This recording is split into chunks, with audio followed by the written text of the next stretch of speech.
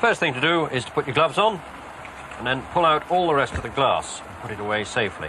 That's if it's a downstairs window. If it's an upstairs window, make sure you're feeling up to replacing it yourself, because glass has to be put in from the outside. So climbing up a ladder in the pouring rain like we've got at the moment can be a bit too John Noakes for some people. But if you decide to do it for yourself, then off we go and pull out all that glass. Take out these little nails called glazing sprigs, and then you need an old chisel. You can use a new chisel, it'll be an old one by the time you've finished with it. And with it you scrape out all the old putty until you've got a nice clean window frame.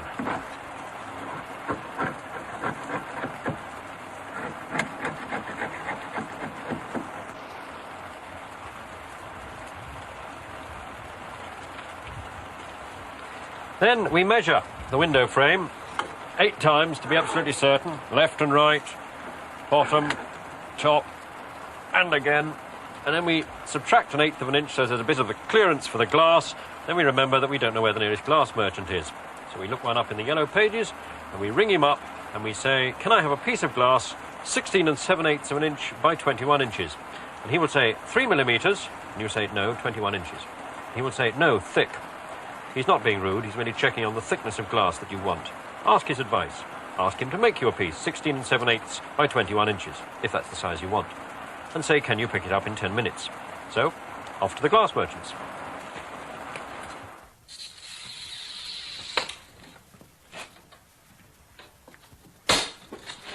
While at the glass merchants, notice how the man cutting the glass slides his ruler under the glass and breaks the glass across it. If you or I tried this, the glass would shatter into a million fragments. But when a glass merchant does it, it makes a piece 16 7/8 of an inch by 21 inches. The important thing to remember is that the case of a tape measure is 2 inches wide. What we really wanted was a piece 18 7/8 of an inch by 23 inches.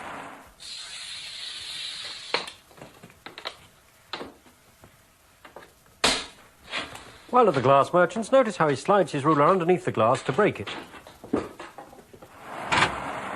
It fits.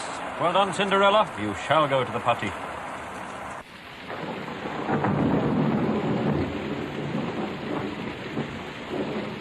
I'm sorry they keep putting those words up on the screen because you keep missing bits. I've now put all the putty in round the outside. If you find your putty is too oily, then you can rub it on a paving stone.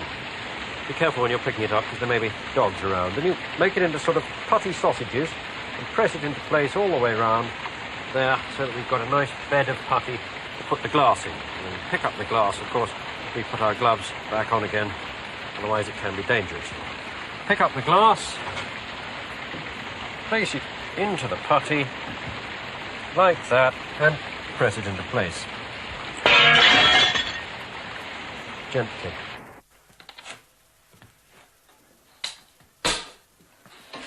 While at the glass merchants, notice how the man slides his ruler underneath the glass to break it. When you've got the new piece of glass in place, in the new putty, you hold it in place with these little nails called glazing sprigs. Now you have to tap them in very gently, again using the side of your old chisel.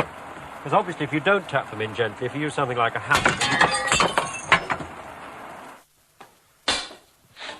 Glass merchants, ruler, broken glass.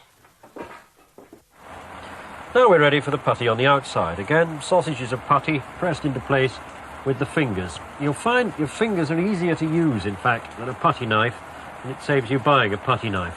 That's assuming you already own your own fingers.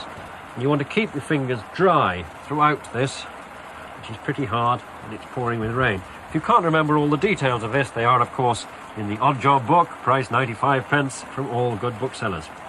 Now this window has entirely been done with just fingers and trimming it off using a kitchen knife, which my wife doesn't know that I've borrowed.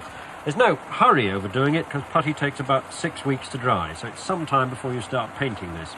Mind you, in 6 weeks there'll be very little left of this, because with all the other windows that I've done on the house, magpies have sat here on the windowsill and eaten all the putty, presumably thinking it was putty de foie gras.